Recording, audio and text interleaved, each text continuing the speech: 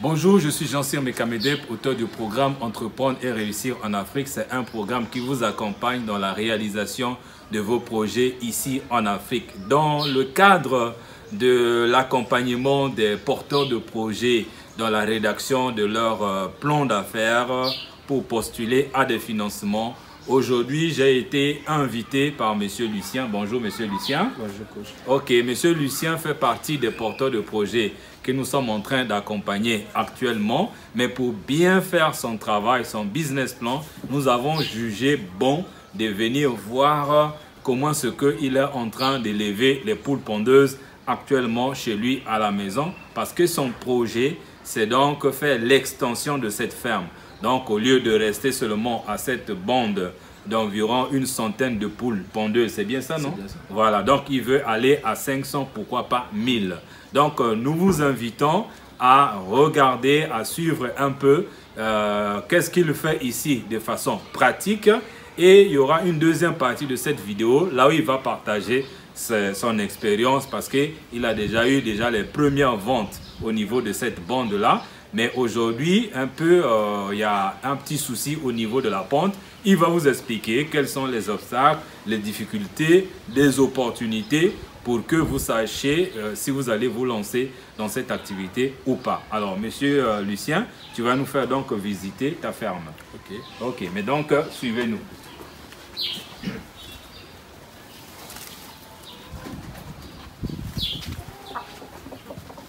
Voilà, donc nous sommes à l'intérieur de sa ferme.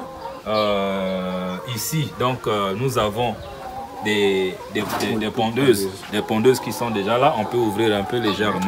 Ok. Et ils vont pas. Ah là. Apparemment, elles n'ont pas encore mangé. Non, ça va. Ah d'accord. Elles se disent que. Ok. Et là, on peut avoir combien? Une cinquantaine? On peut avoir une soixantaine. Une soixantaine.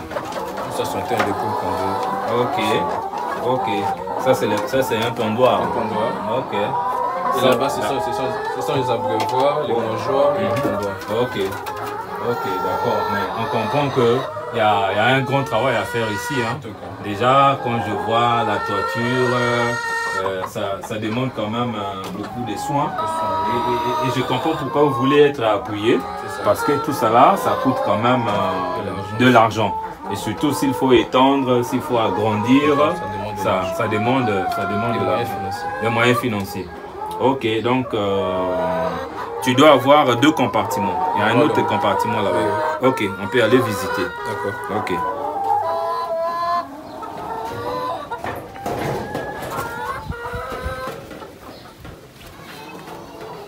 Et je ferme. Ok. Alors donc là nous visitons le deuxième compartiment. Ici visiblement tu dois avoir une quarantaine. Une quarantaine. Oh, ouais. Une quarantaine. Ici nous avons une quarantaine de poules pondeuses. Comme ici nous avons toujours un mangeoir, des pondoirs et un abreuvoir. C'est suffisant pour la quarantaine de ces poules pondeuses. Ok. Et là tu disais qu'elles sont déjà à l'âge de la ponte. L'âge de la ponte, elles ont 7 mois. Elles ont 7 mois aujourd'hui. Donc 2 mois de ponte. Ok. Mais avec les difficultés que nous avons eues, voilà pourquoi. D'accord. Ok, nous allons parler de ça tout à l'heure dans la deuxième partie de la vidéo. Et de l'autre côté, je vois que vous avez aussi des... Là-bas, nous avons du fumier. Vous avez du fumier. Donc, de la fiente qui sort de la ferme. C'est un copeau qu'on a mélangé en fait. Ok. C'est du copeau mélangé avec de la fiente de poule. Ok. Ça, c'est les déjections. Ça, c'est ce qui sort là-bas. Qui sort de là-bas. Vous mettez directement dans le sac. Destiné au maraîchage également. Destiné au maraîchage. Et tout à l'heure, tu disais que tu vends un sac de copeaux comme ça à combien? Un sac de fiente? Un sac de fiente coûte 2500. 2500. Que je vends au maraîcher en fait. Au maraîcher. Je peux faire un calcul rapide. 5, 10, 15, Visiblement déjà 20 000. Hein. 20 000. C'est déjà le coût d'un sac d'aliments. D'aliments. Ils sont comptés ça aussi. Ils sont comptés ça. Tout ça, c'est du fumier également. Tout ça, c'est du fumier. Le fumier organique. Voilà. Donc, même, ça veut dire que s'il y a des maraîchers qui voudraient avoir du fumier, en prenant mes contacts, je peux les mettre en contact avec vous. C'est vrai que moi-même, pour ceux qui me suivent, ils savent déjà aussi que j'ai déjà du fumier à disposition. Il suffit de venir les chercher. Et le dernier compartiment, c'est celui qui est de l'autre côté.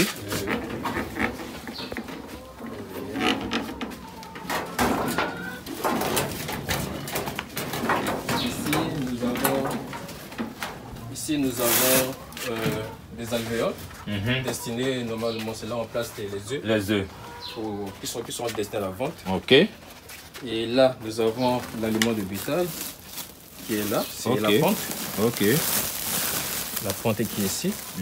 Et ici, nous avons une balance pour peser un peu le nombre de maïs ou de soja qu'il faut mettre pour la composition. Là, c'est déjà composé ou bien c'est juste ici, c'est déjà composé. C'est déjà mélangé. C'est déjà mélangé. Ok. Le maïs avec du soja bien mélangé. Ok.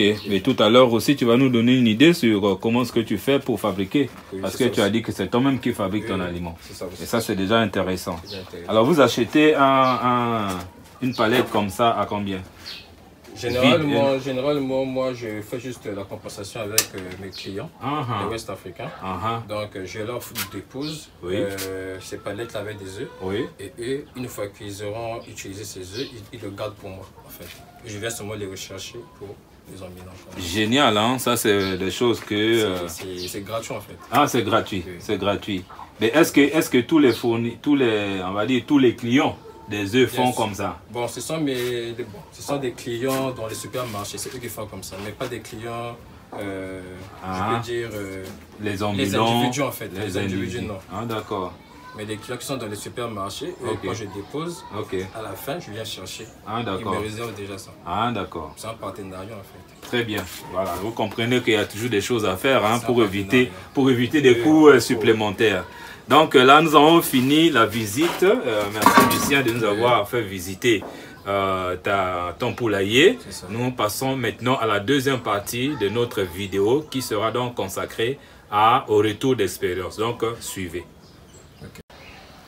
Nous passons maintenant à la deuxième partie de notre vidéo qui sera donc consacrée au partage d'expérience. Alors, Monsieur Lucien, est-ce que tu peux déjà nous dire comment est-ce que tu as eu l'idée de lancer ce poulailler quand nous savons que les jeunes Congolais aujourd'hui, pour eux, l'agriculture et l'élevage, c'est des métiers qui sont derrière eux. Hein? C'est pas envisageable. Comment toi tu as eu l'idée?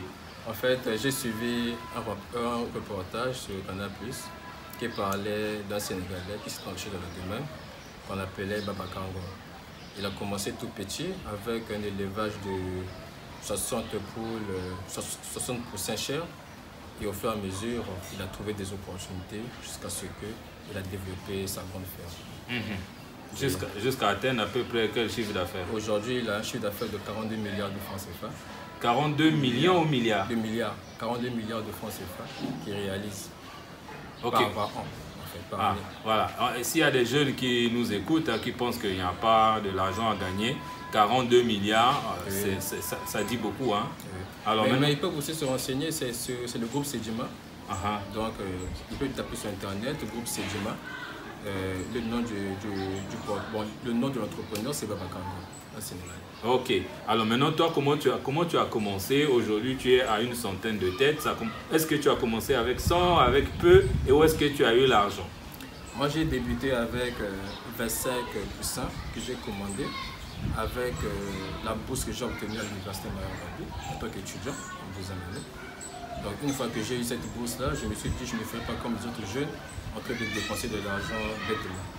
Moi, une fois que j'ai eu cet argent, j'ai ouvert un compte bancaire et c'est là-bas où je peux déposer ma bourse. Et une fois que j'ai eu au moins quelque chose de 300 000, j'ai débuté avec l'élevage carrément de poules. Alors, c'est déjà une success story. On n'a pas besoin de voir quelqu'un qui gagne des milliards pour dire qu'il a réussi. Mais déjà, le fait qu'en tant qu'étudiant, et en plus avec ta bourse, tu es même le réflexe d'ouvrir un compte bancaire et tu as serré la ceinture pour avoir jusqu'à 300 000 pour lancer ton activité. Pour cela, déjà, je te dis un grand bravo.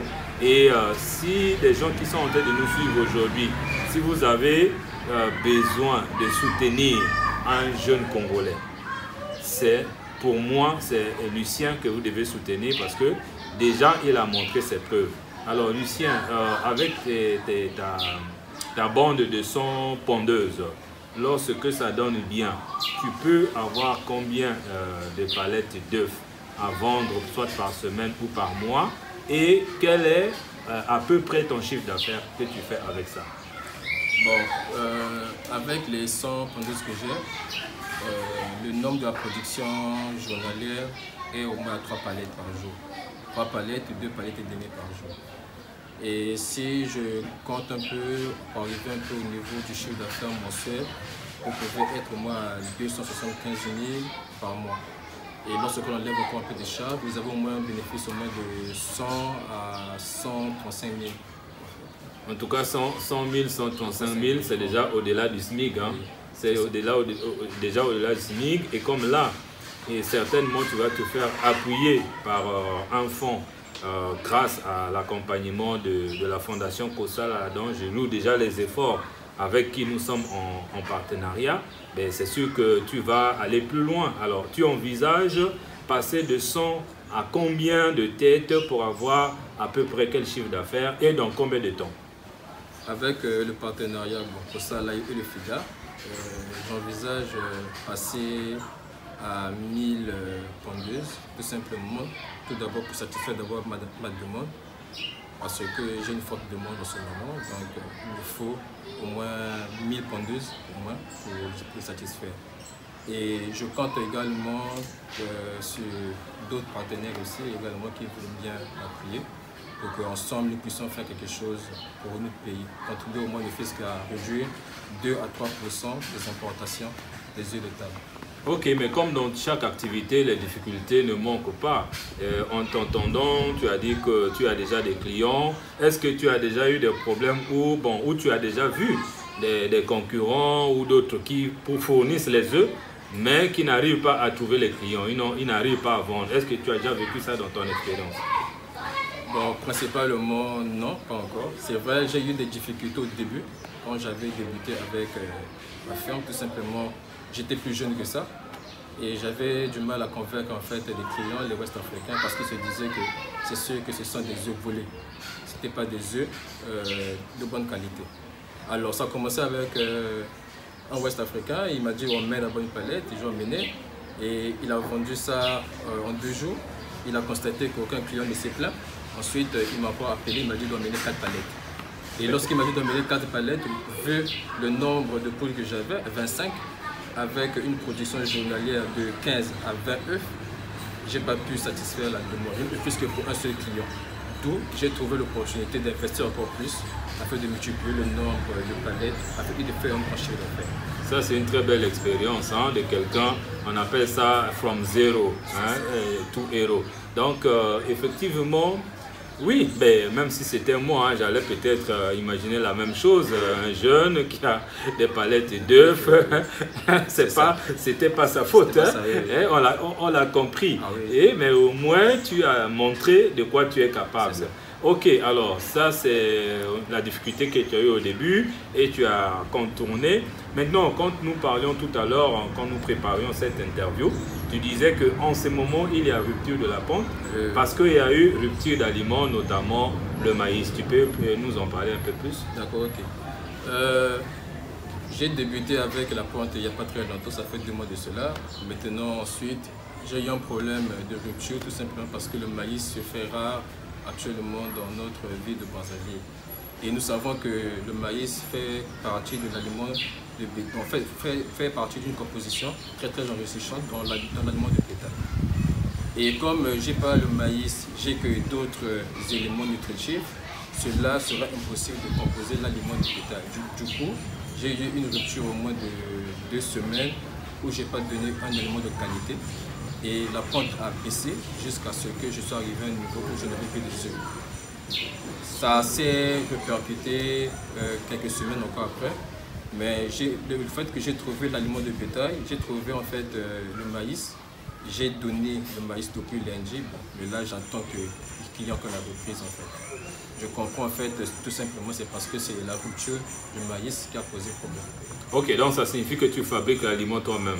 Maintenant, pourquoi tu n'achètes pas l'aliment importé? L'aliment importé tout simplement c'est parce que elle est plus à titre commercial en fait. C'est ce que j'ai remarqué. Parce que j'ai commencé avec ça avant de passer à la fabrication de l'aliment de bétail.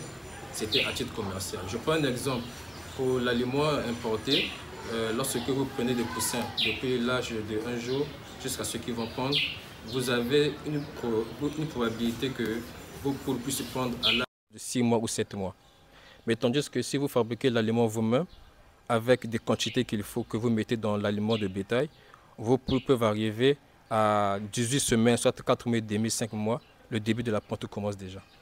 Alors ça c'est génial, ça c'est génial. Moi je vais appuyer là-dessus parce qu'en ce moment nous sommes déjà en train de travailler sur la fabrication de l'aliment. On a même demain une web conférence là où je vais inviter un autre fermier qui fabrique l'aliment ponte lui-même, qui a des bons résultats. Et là tu viens encore d'appuyer.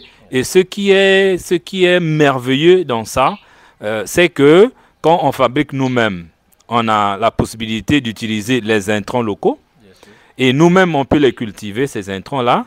Et en plus, il y a des bons résultats par rapport à l'aliment importé qui coûte cher.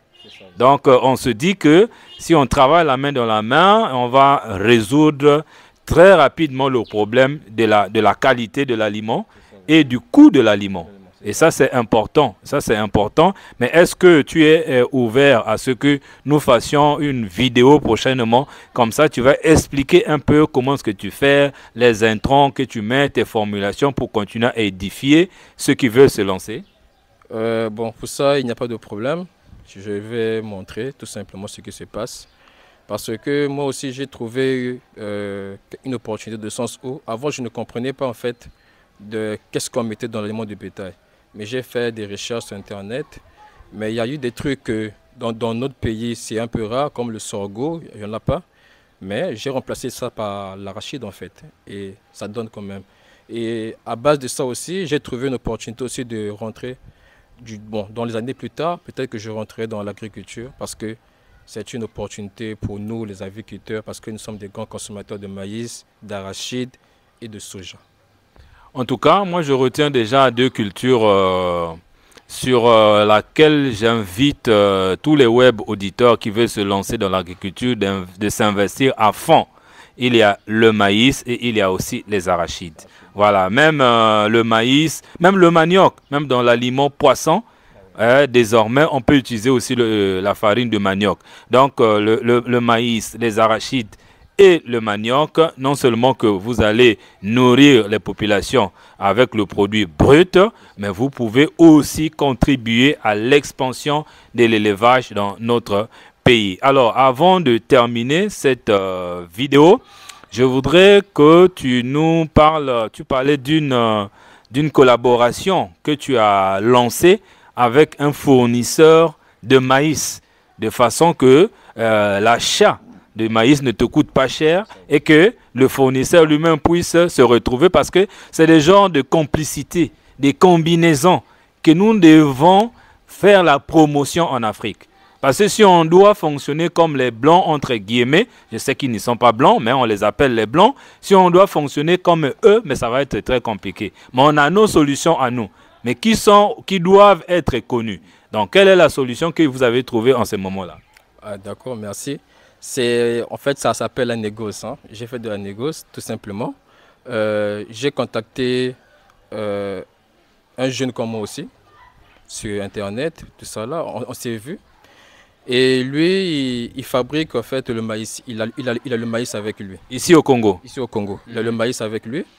Et il avait des problèmes de fiente, c'est-à-dire que les déchets que nous avons souvent dans nos bâtiments d'élevage. Et je lui ai proposé cela, je lui ai dit que dans ce cas, qu'est-ce qu'on va faire?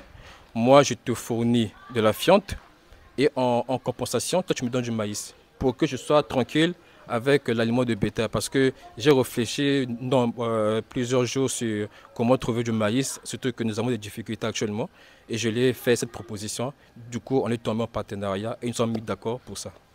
Alors, chers web auditeurs, vous comprenez que nous avons des meilleures solutions. Vous voyez comment ce que Lucien règle le problème de l'aliment. Désormais, il ne paye pas l'aliment importé, ça c'est un. Deuxièmement, le maïs, il ne paye pas non plus le prix qu'il devrait payer, mais il y a une compensation. Et tu me disais que tu fais le sac, il fait le sac le sac de fientes à 2500. Donc, voilà. Donc autant de nombre de sacs et on déduit du prix de maïs. Et là, c'est une solution. Et parmi tant d'autres, il suffit d'être scotché sur cette chaîne. Vous allez continuer à découvrir des réalités que vous ne pouvez pas imaginer, mais qui vous donnent la voie vers la réussite dans votre activité, que ce soit l'agriculture et l'élevage. Alors, Lucien, est-ce que tu as un dernier mot? Bon, j'ai un dernier mot, tout simplement pour dire aux jeunes comme moi de bien vouloir se lancer également dans l'agriculture, tout simplement parce que notre pays est dépendant, est un grand importateur d'œufs de table. Et je demande aux jeunes également, avec un peu de moyens, de bien vouloir faire également quelque chose afin que nous ne puissions pas être dépendants totalement de l'extérieur en fait. Merci Lucien, merci chers web auditeurs. N'oubliez pas de vous abonner sur cette chaîne YouTube en cliquant sur le bouton s'abonner qui est en bas ici et d'aller dans la description de la vidéo pour trouver déjà des formations pour éviter de vous lancer sans aucune formation. Lucien a fait des recherches, il s'est formé, il a lancé son activité et cela est en train d'évoluer et d'ici là il va se faire appuyer par une institution financière et vous pouvez faire la même chose, commencer par la formation, tout est déjà dans la description de la vidéo. Je vous dis merci et à très bientôt. Merci beaucoup.